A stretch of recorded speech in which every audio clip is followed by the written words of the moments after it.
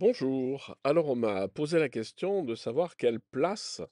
donner à la figure de Jésus dans la vie spirituelle.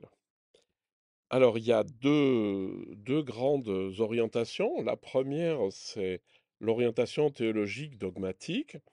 qui va dire que euh,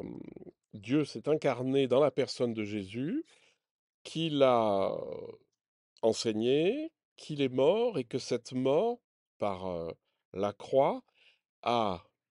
sauvé l'humanité du péché originel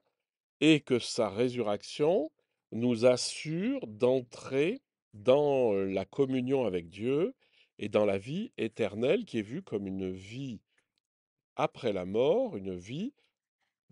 dans les mêmes conditions qu'aujourd'hui, mais après la mort et sans les difficultés de la vie. Ça, c'est la version de la théologie dogmatique.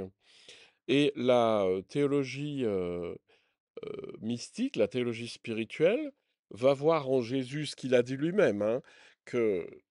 finalement son rapport à Dieu, nous étions invités à le partager, c'est-à-dire comme le Père m'a aimé, moi aussi je vous ai aimé, demeurez dans mon amour, etc. Ou de dire, mais vous êtes tous des fils et des filles de Dieu, et l'idée, c'est d'entrer en communion avec la réalité qui fonde le monde et qui s'appelle Dieu. Heu, il y a une tension entre ces 2 spiritualités, entre ces 2 options théologiques et la seule chose que je peux vous inviter, c'est à comprendre que vous êtes libre de choisir. C'est-à-dire qu'il y en a pas une qui est vraie et l'autre qui est pas vraie, et si vous commencez à dire: «Ça c'est vrai, ça c'est pas vrai», c'est que vous êtes dans la polémique et tout et tout. Il faut savoir et sentir ce que ça veut dire dans la théologie dogmatique, mais d'un autre côté, il faut pas se laisser envahir par cette forme euh, pour ne pas toucher la réalité divine, parce que c'est ça ce qui nous intéresse, c'est de vivre en nous ce que finalement Jésus vivait en lui-même et qui nous partage. Il y a énormément de textes où Jésus nous invite à être comme lui, c'est-à-dire à nous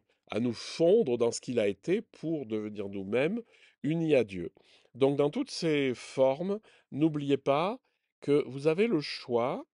de choisir la théologie dogmatique et puis voilà, de faire votre, de développer votre pensée là-dedans, ou une perspective beaucoup plus expérimentale, qui est au contraire de l'ordre d'un dépouillement absolu, où même la figure de Jésus, au bout d'un moment, va disparaître, parce que c'est ça ce vers quoi on va, c'est une disparition des intermédiaires, des images, puisque la réalité divine est infiniment au-delà. Voilà, bah écoutez, faites votre beurre de tout ça.